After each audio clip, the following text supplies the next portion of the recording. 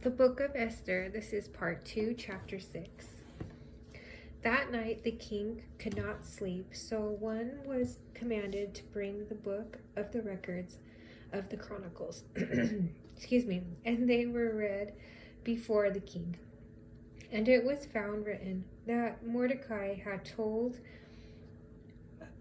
Bigthana and Teresh, two of the king's eunuchs, doorkeepers who had sought to lay hands on King Ahasuerus. Then the king said, "What honor or dignity has been bestowed on Mordecai for this?" And the king's servants who attended him said, Nothing has been done for him." So the king said, "Who is in the court?" Now Haman had just entered the outer court of the king's palace to suggest that the king hang Mordecai on the gallows that he had prepared for him. The king's servant said to him, "Haman is there, standing in the court." And the king said, "Let him come in." So Haman came in, and the king asked him, "What shall be done for the man whom the king delights to honor?" Now Haman thought in his heart, "Whom would the king delight to honor more than me?" And Haman answered the king, "For the man whom the king delights to honor. Let a royal robe be brought which the king has worn, and a horse on which the king has ridden, which has a royal crest placed on its head. Then let this robe and horse be delivered to the hand of one of the king's most noble princes, that he may array the man whom the king delights to honor. Then parade him on horseback through the city square, and proclaim before him, 'Thus shall it be done to the man whom the king delights to honor.'" Then the king said to Haman, "Hurry, take the robe and the horse, as you have suggested, and do so for Mordecai, the Jew, who sits within the king's gate. Leave nothing undone of all that you have spoken." So Haman took the robe and the horse, arrayed Mordecai, and led him on horseback through the city square, and proclaimed before him, "Thus shall it be done to the man whom the king delights to honor." After Mordecai went back to the king's gate, but Haman hurried to his house, mourning and with his head covered. When Haman told his wife Zeresh and all his friends everything that had happened to him, his wise men and his wife Zeresh said to him, "If Mordecai, before whom you have begun to fall, is of Jewish descent, you will not prevail against him, but will surely fall before him." While they were still talking with him, the king's eunuchs came and hastened to bring Haman to the banquet with which Esther had prepared. Chapter 7. So the king and Haman went to dine with the Queen Esther. And on the second day at the banquet of wine, the king again said to Esther, "What is your petition, Queen Esther? It shall be granted you. And what is your request? Up to half the kingdom, it shall be done." Then Queen Esther answered and said, "If I have found favor in your sight, O king, and if it pleases the king, let my life be given me at my petition, and my people at my request. For we have been sold, my people and I, to be destroyed, to be killed, and to be annihilated. Had we been sold as male and female slaves, I would have held my tongue, although the enemy could never compensate for the king's loss." So King Ahasuerus answered and said to Queen Esther, "Who is he, and where is he? Who would dare presume in his heart to do such a thing?" And Esther said, "The adversary and enemy in this wicked Haman." So Haman was terrified before the king and queen. And then the king arose in his wrath from the banquet of wine and went into the palace garden. But Haman stood before Queen Esther, pleading for his life, for he saw that evil was determined against him by the king. When the king returned from the palace garden to the place of the banquet of wine, Haman had fallen across the couch where Esther was. And then the king said, Will he also assault the queen while I am in the house?" As the word left the king's mouth, they covered Haman's face. Now Harbonah, one of the eunuchs, said to the king, "Look, the gallows 50 cubits high, which Haman made for Mordecai, who spoke good on the king's behalf, is standing at the house of Haman." Then the king said, "Hang him on it." So they hanged Haman on the gallows that he had prepared for Mordecai. Then the king's wrath subsided. Chapter 5. On the day King Ahasuerus gave Queen Esther the house of Haman, the enemy of the Jews, and Mordecai came before the king, for Esther had told how he was related to her. So the king took off his signet ring, which he had taken from Haman, and gave it to Mordecai. And Esther appointed Mordecai over the house of Haman. Now Esther spoke again to the king, fell down at his feet, and implored him with tears to counteract the evil of Haman the Agagite, and the scheme which he had devised against the Jews. And the king held out the golden scepter toward Esther. So Esther arose and stood before the king, and said, "If it pleases the king, and if I have found favor in his sight, and the thing seems right to the king, and I pleasing in his eyes, let it be written to revoke the letters devised by Haman, the son of Hammedatha the Agagite, which he wrote to annihilate the Jews who are in all the king's provinces. For how can I endure to see the evil that will come to my people? Or how can I endure to see the destruction of my countrymen?" Then King Ahasuerus said to Queen Esther and Mordecai the Jew, "Indeed, I have given Esther the house of Haman, and they have hanged him on the gallows because he tried to lay his hand on the Jews. You yourselves write a decree concerning the Jews as you please, in the king's name, and seal it with the king's signet ring. For whatever is written in the king's name and is sealed with the king's signet ring, no one can revoke." So the king's scribes were called at that time, in the 3rd month, which is the month of Sivan, on the 23rd day. And it was written according to all that Mordecai commanded to the Jews, the satraps, the governors, and the princes of the provinces from India to Ethiopia, 127 provinces in all, and every province in its own script, to every people in their own language, and to the Jews in their own script and language. And he wrote in the name of the king Ahasuerus, sealed it with the king's signet ring, and sent letters by couriers on horseback, riding on royal horses, bred from swift steeds. By these letters the king permitted the Jews who were in every city to gather together and protect their lives, to destroy, kill, and annihilate all the forces of any people or province that would assault them, both little children and women, and to plunder their possessions. On one day in all the provinces of King Ahasuerus, on the 13th day of the 12th month, which is in the month of Adar, a copy of the document was to be issued as a decree in every province and published for all people, so that the Jews would be ready on that day to avenge themselves on their enemies. The couriers who rode on royal horses went out, hastened, and pressed on the king's command, and the decree was issued in Shushan, the citadel. So Mordecai went out from the presence of the king in royal apparel of blue and white, with a great crown of gold and a garment of fine linen and purple. And the city of Shushan rejoiced and was glad. The Jews had light and gladness, joy and honor in every province and city, wherever the king's command and decree came. The Jews had joy and the gladness, a feast and a holiday.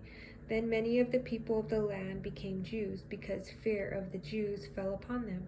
Chapter 9.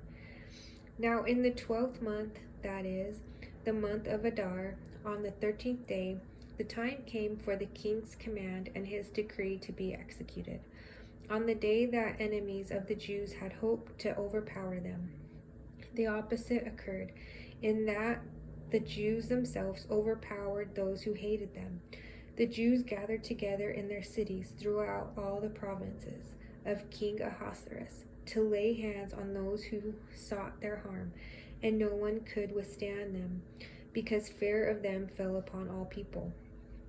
And all the officials of the provinces, the satraps, the governors, and all those doing the king's work helped the Jews, because the fear of Mordecai fell upon them.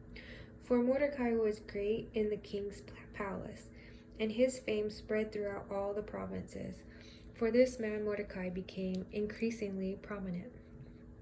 Thus the Jews defeated all their enemies with the stroke of the sword, with slaughter and destruction, and did what they pleased with those who hated them. And in Shushan, the citadel, the Jews killed and destroyed 500 men. Also Parshandatha, Dalphon, Aspatha, Paratha, Adalia, Aridatha, let's see, this one's going to be a little tough. Parmashta, Arse, Arade, and Vagisala, the 10 sons of Haman, the sons of Hamadatha, the enemy of the Jews, they killed. But they did not lay a hand on the plunder. On that day, the number of those who were killed in Shushan, the citadel, was brought to the king. And the king said to Queen Esther, "The Jews have killed and destroyed 500 men in Shushan, the citadel, and the 10 sons of Haman. What have they done in the rest of the king's provinces? Now what is your petition? It shall be granted to you. Or what is your further request? It shall be done." Then Esther said, "If it pleases the king, let it be granted to the Jews who are in Shushan to do again tomorrow according to today's decree, and let Haman's 10 sons be hanged on the gallows." So the king commanded this to be done.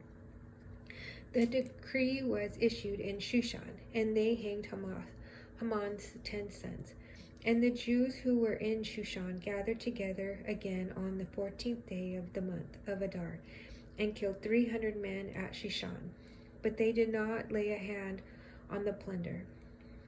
The remainder of the Jews in the king's provinces gathered together and protected their lives, had rest from their enemies, and killed 75,000 of their enemies. But they did not lay a hand on the plunder. This was on the 13th day of the month of Adar, and on the 14th of the month they rested, and made it a day of feasting and gladness. But the Jews who were at Shushan assembled together on the 13th day, as well as on the 14th, and on the 15th of the month they rested, and made it a day of feasting and gladness. Therefore the Jews of the villages who dwelt in the unwalled towns celebrated the 14th day of the month of Adar with gladness and feasting as a holiday, and for sending presents to one another. And Mordecai wrote these things and sent letters to all the Jews, near and far, who were in all the provinces of King Ahasuerus, to establish among them that they should celebrate yearly the 14th and 15th days of the month of Adar, as the days on which the Jews had rest from their enemies, as the month which was turned from sorrow to joy for them, and from mourning to a holiday, that they should make them days of feasting and joy, of sending presents to one another and gifts to the poor. So the Jews accepted the custom which they had begun, as Mordecai had written to them, because Haman, the son of Hamadatha, the Agagite, the enemy of all the Jews, had plotted against the Jews to annihilate them, and had cast that is a lot, to consume them and destroy them. But when Esther came before the king, he commanded by letter that this wicked plot which Haman had devised against the Jews should return to his own head, and that he and his sons should be hanged on the gallows. So they called these days Purim, after the name Pur. Therefore, because of all the words of this letter, what they had seen concerning this matter, and what had happened to them, the Jews established and imposed it upon themselves and their descendants, and all who would join them, that without fail they should celebrate these 2 days every year, according to the written instructions and according to the prescribed time, that these days should be remembered and kept throughout every generation, every family, every province, every city, that these days of Purim should not fail to be